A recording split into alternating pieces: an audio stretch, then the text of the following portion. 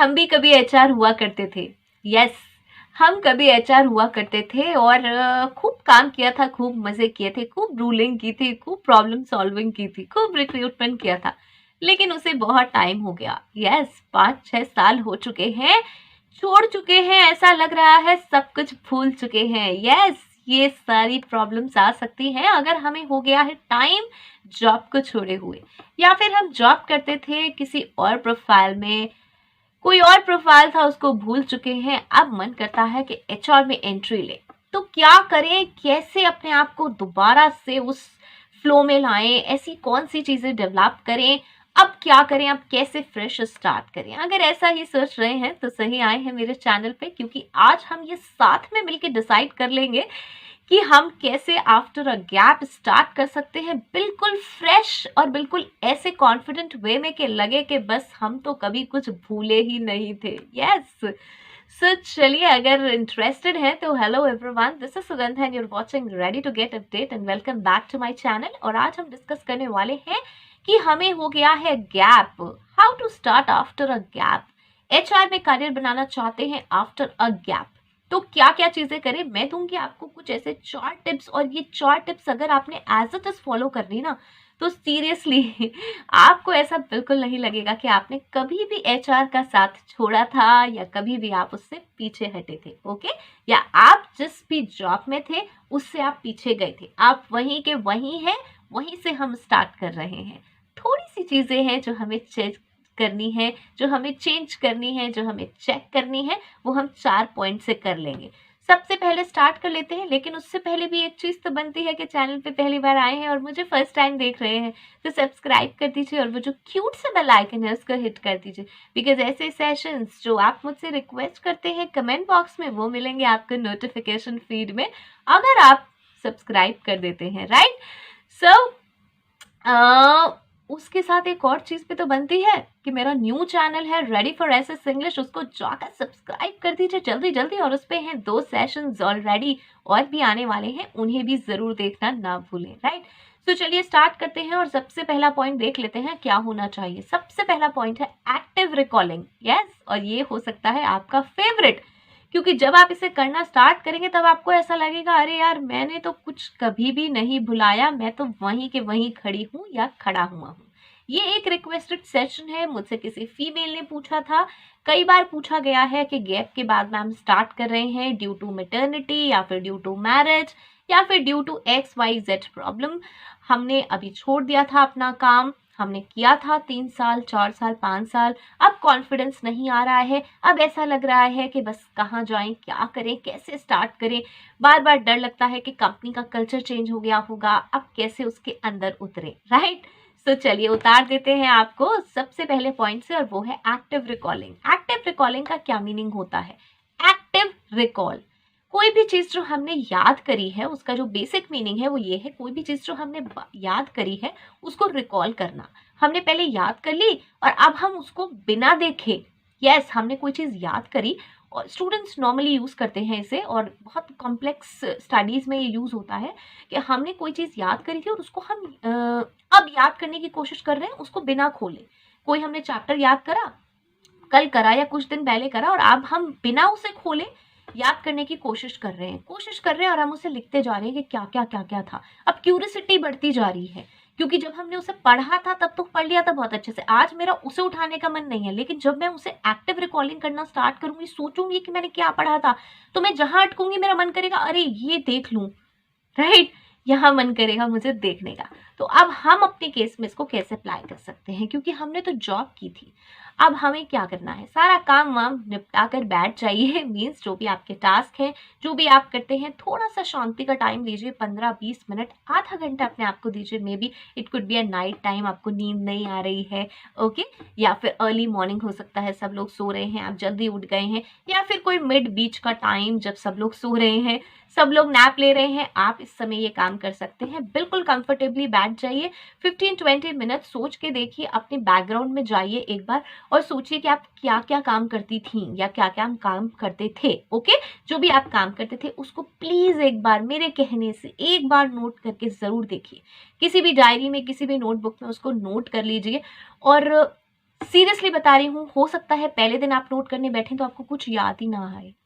Yes, ये हो सकता है। या फिर आपको 2-3 पॉइंट्स याद आए, आप कहें नहीं यार मैं काम तो बहुत ज़्यादा करती थी। अब आपका माइंड कैसे काम करेगा? नहीं यार, मैं बहुत काम करती थी, ये भी था, ये भी था। अब आपको 2-3 दिन में बहुत सारी चीज़ें याद आ जाएँगी जो आपने पहले करी थी और वो आपको याद नहीं आ पा रही थी। अभी आपको सिर्फ़ इस चीज़ पे फ़ोकस करना है कि मैं क्या काम करती थी, वो मुझे नोट करना है। ओके?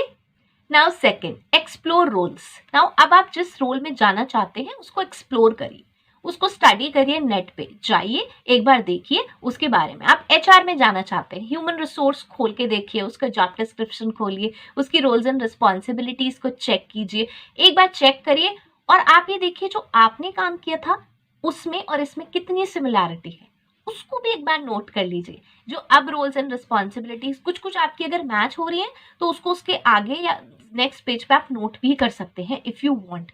अदरवाइज आप ऐसे भी रीड कर सकते हैं, 2 4 5 जगहों को रीड करिए, नोट करिए। देखिए ये एक प्रोसेस है, कोई भी चीज एकदम नहीं होती। अब आप 5 साल बाद 6 साल बाद स्टार्ट कर रहे हैं तो ऐसा तो नहीं है कि मैंने आज सोचा तो भाई मैं कल से जॉब करने लगूंगी। It will take some time.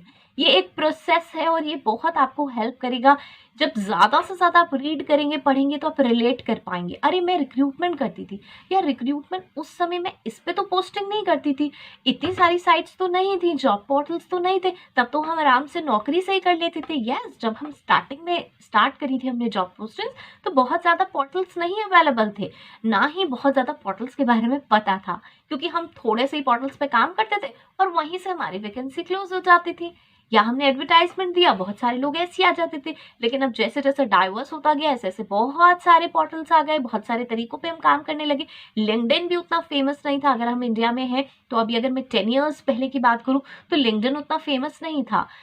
होगा, एग्जिस्ट कर रहा होगा, लेकिन ज़्यादा यूज़ नहीं करते थे हम हायरिंग पर्पस के लिए। अब बहुत ज़्यादा यूज़ करने लगे हैं। ओके, सो हमने रोल्स एंड रिस्पॉन्सिबिलिटीज देख ली, सब कुछ कर लिया, उसको हमने एक जगह नोट डाउन भी कर लिया। अब हमने मैच भी करना स्टार्ट कर दिया। आज आज ये काम ऐसे होता है, तब मैं ऐसे करती थी। अरे पेरोल, मैंने तो सैलरी बहुत बार बनाई है, अब क्या होता है? अच्छा, अब ऑनलाइन हो गई है पीएफ की रिटर्न। यार पहले तो बड़ी दिक्कत होती थी, अब तो बहुत ईजी हो गया, पीएफ की रिटर्न ऑनलाइन हो गई। राइट, सो ऐसे ऐसे आप रिलेट कर सकते हैं अपने उसको। अगर आप इस प्रोफाइल में नहीं थे, दूसरे प्रोफाइल में थे, तो आप वहाँ पे क्या क्या काम करते थे? अच्छा, मुझे कंप्यूटर आता है, मैं ये जानती हूँ, मैं ये जानती हूँ, ये आता है। अच्छा, ये तो कुछ भी नहीं है, तो बस एक सॉफ्टवेयर पे लॉगिन ही तो करना है, लॉगिन करके ये कर सकते हैं। ओके, ऐसे प्लीज एक बार रिकॉल करने की कोशिश करिए, it will really help. Okay, so ये कंप्लीट हो गए हैं हमारे 2 पॉइंट यहाँ तक। नाउ थर्ड आता है सर्च जॉब्स। अब आप कहेंगे अभी तो मेरी कोई तैयारी नहीं हुई, आप मुझसे कह रहे हो कि सीधा जॉब सर्च करना स्टार्ट कर दीजिए, और आप कह दोगे कि भाई अप्लाई भी कर दीजिए, तो फिर क्या होगा? फिर तो मैं सिलेक्ट भी नहीं होंगी और डीमोरलाइज हो जाऊंगी। तो आपको सिर्फ सर्च करनी है जॉब, अभी अप्लाई नहीं करना। अप्लाई हम करेंगे बिल्कुल तैयारी से। यस, ऐसी तैयारी से कि फिर हमें कोई फेल ना कर सके। अगर एक आध बार फेल भी हो गए तब भी हम उससे सीखेंगे और आगे बढ़ेंगे, क्योंकि अब हम स्टार्ट कर रहे हैं दोबारा से, तो अब हम आ रहे हैं फ्लो में, अब हम आ रहे हैं प्रोसेस में। ओके, सो अब करिए सर्च जॉब्स।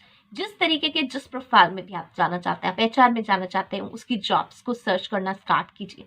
वहां पे जाइए, उसकी जॉब डिस्क्रिप्शन रीड करिए। बहुत समय पहले, जब 10-15 साल पहले हम लोगों ने स्टार्ट किया था, तब जॉब डिस्क्रिप्शन उतने अच्छे डिफाइंड नहीं होते थे। अब क्या है, अब जॉब डिस्क्रिप्शन में सब कुछ डिफाइंड होता है properly. Okay, roles and responsibilities properly defined होती हैं, तो उनको चेक कीजिए, क्या क्या चीजें हैं, क्या मांग रहे हैं, कहाँ से आप सिमिलर बैठते हैं, कहाँ से नहीं बैठते हैं। ओके, ऊपर मैंने आपसे जॉब सर्च करने के लिए नहीं कहा था, मैंने आपसे समझने के लिए कहा था, रोल्स को समझिए। यहाँ अब मैं बता रही हूँ, अब हम फ्रंट पे जॉब्स देख रहे हैं कि जॉब्स में कंपनीज क्या आपसे डिमांड कर रही हैं।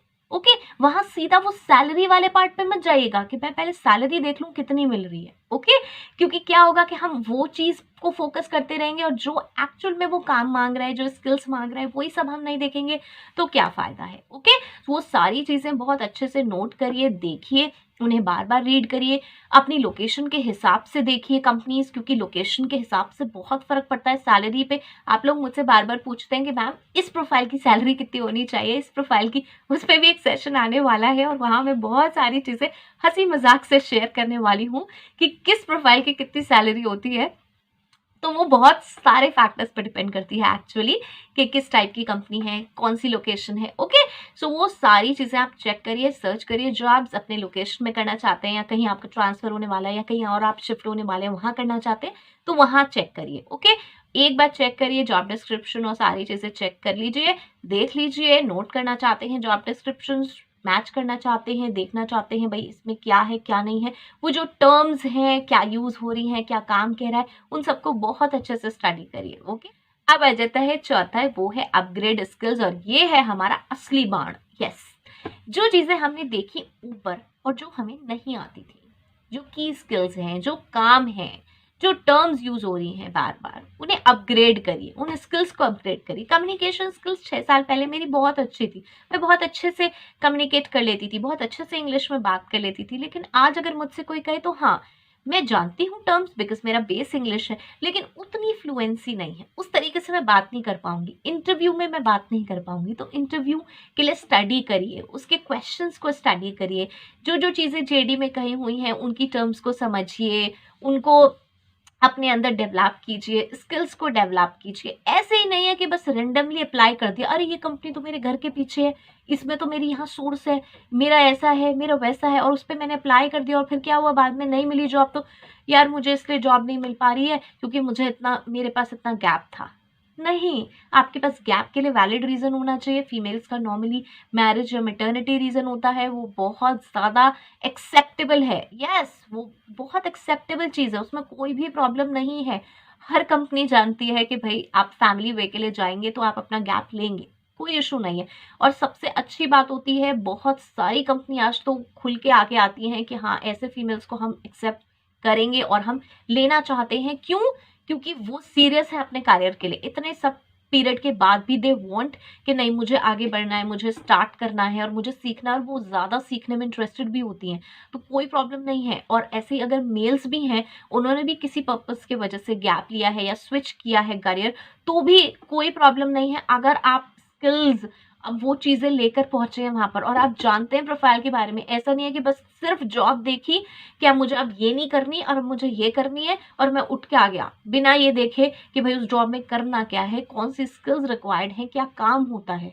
ओके, अगर ऐसे उठ के जाएंगे तो सिलेक्शंस नहीं होंगे, कोई फायदा नहीं है ऐसे अप्लाई करने के लिए, अपने आप को डीमोटिवेट करेंगे। Okay, so I hope so ये हेल्पफुल होगा। हेल्पफुल है तो मुझे ज़रूर बताएं। जस्ट रिक्वेस्ट किया था, अगर वो भी कमेंट करेंगी तो भी मुझे बहुत अच्छा लगेगा, और सबके लिए भी हेल्पफुल है तो भी बताएं। कोई सेशन रिक्वेस्ट करना चाहते हैं तो भी ज़रूर बताएं। एंड नेक्स्ट वीडियो तक के लिए all the very best, stay happy, stay safe, thanks for watching, bye bye.